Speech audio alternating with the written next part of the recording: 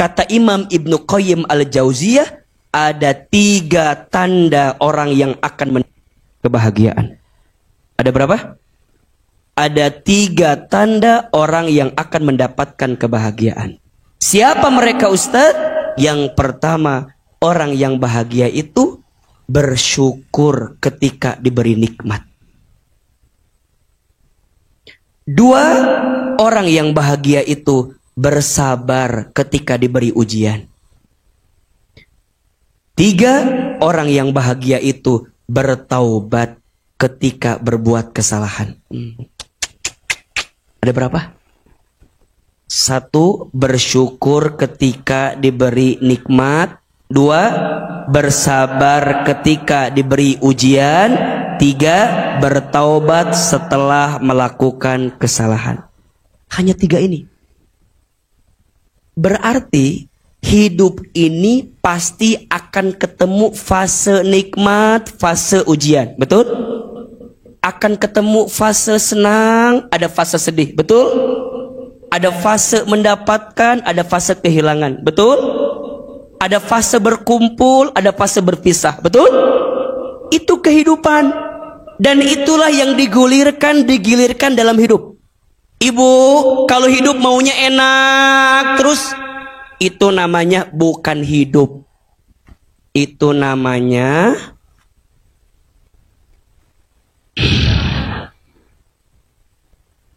iya. Ustadz, apakah hidup sedih terus? Enggak. Itu bukan hidup, karena hidup pasti akan terus berganti. Itulah yang digilirkan oleh Allah. Buka surat Al-Anbiya ayat 35. Surat apa? Al-Anbiya ayat berapa? 35. Al-Anbiya teh surat keberapa? 21 ayat 35. Sok, lihat. A'udzubillahi minasyaitonirrajim. Bismillahirrahmanirrahim. Perhatikan. Kullu nafsin dha'iqatul maut. Setiap yang bernafas, yang berjiwa pasti akan bertemu dengan yang namanya kematian.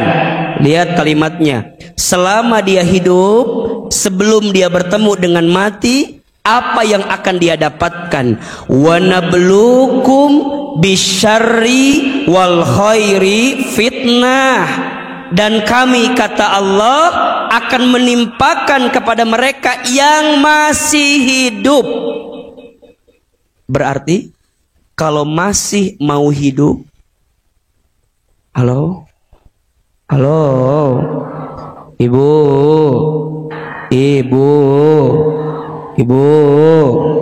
kalau masih mau hidup, apa konsekuensinya?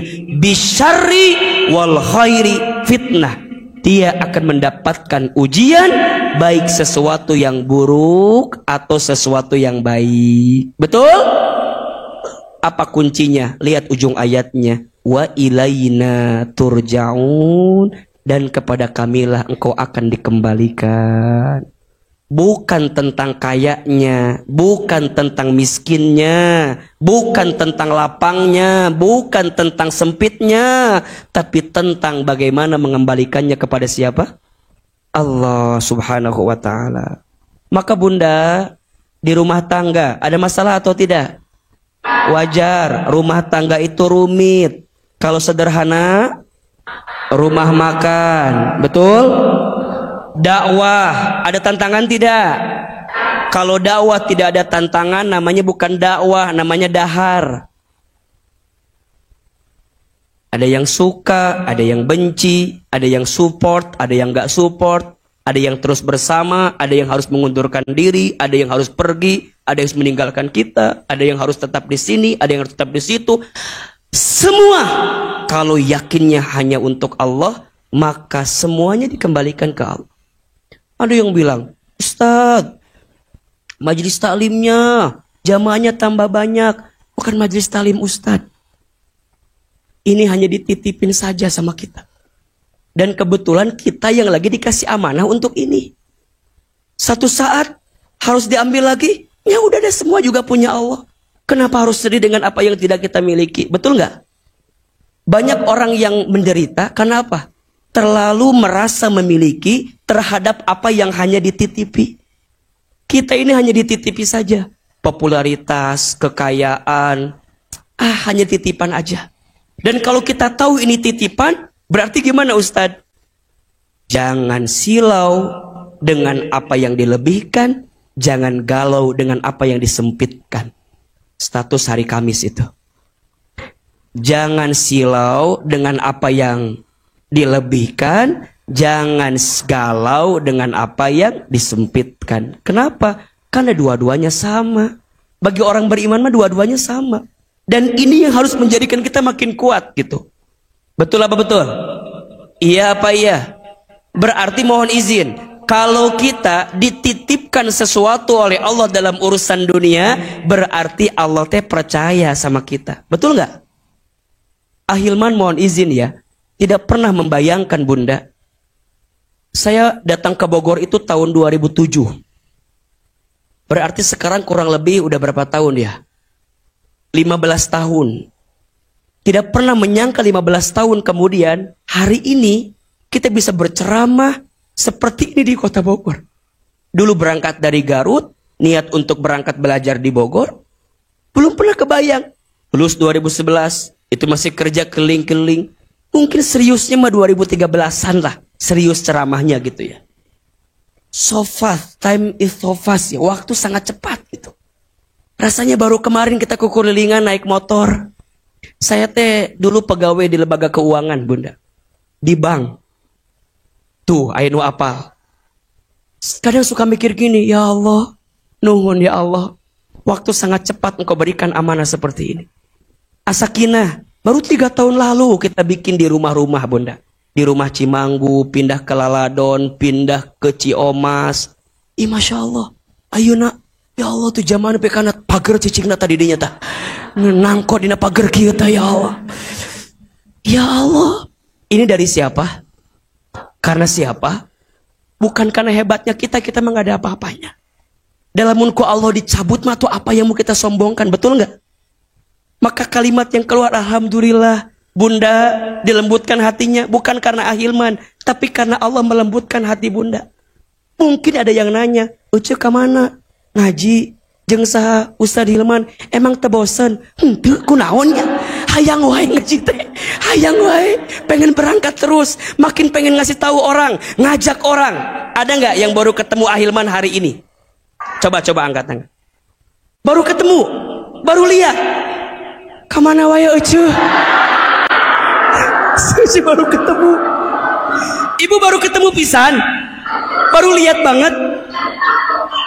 Di TV ada, di TikTok suka lihat, tapi baru sekarang. Coba, yang baru gimana lihat AA? Mana pakai baju oranye di Sarua jeung Ahilman. Suka janjian, wah. Ibu tadi WA sekretaris saya ya. Ustadz pakai baju apa sekarang gitu ya? Apa Bu? Biar matching. Memang hati nggak bisa tertukar ya, Masya Allah ya. Jadi, Masya Allah Bunda. Jadi hidup tuh emang begitu ya, lucu kadang-kadang. Betul nggak Bunda? Tadi makanya Ahilman bilang, kita sekarang bilang, ya Allah, kenapa begini? Nanti kita bilang apa? Ya Allah, untung dulu begitu.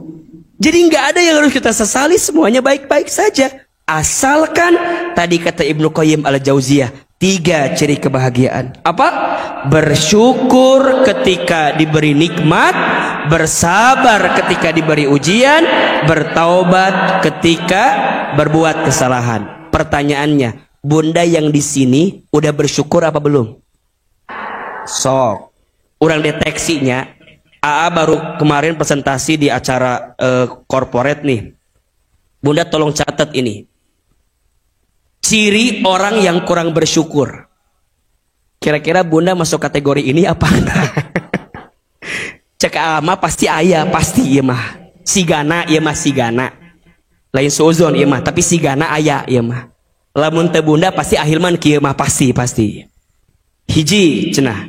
Ciri orang yang kurang bersyukur itu sibuk membandingkan dengan orang lain.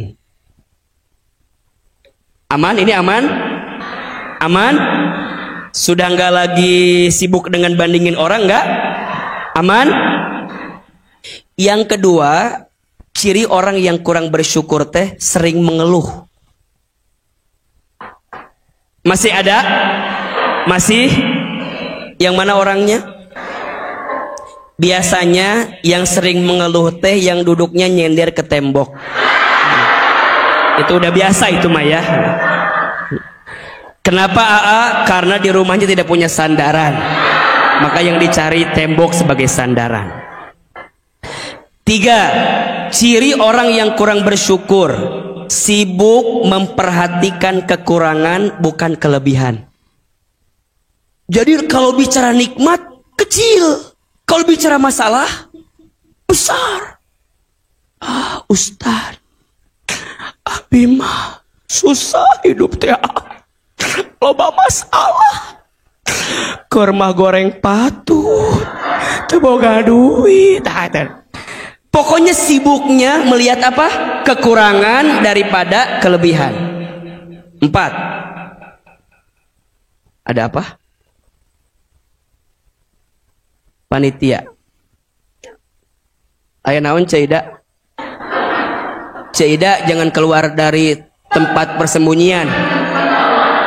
Mana Caida? Oh. Tetap standby di situ karena hatiku agak berbeda kalau nggak ada kamu. Tetap di situ. Diam, Caida. Diam, Caida. Diam. Ya, diam. Ya. Karena lamun Caida bergerak, goyang.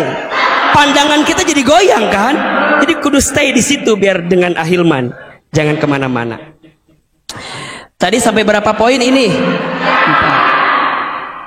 4. Siri tilu apa opat ya teh? Ya. Ciri orang yang kurang bersyukur. 1 apa tadi? Sibuk membandingkan dengan orang lain. 2. Sering mengeluh. 3. Sibuk memperhatikan kekurangan daripada kelebihan. 4. Melihat setiap kejadian dengan pesimis. Jadi kalau ada kejadian teh asa pangripuna sorangan.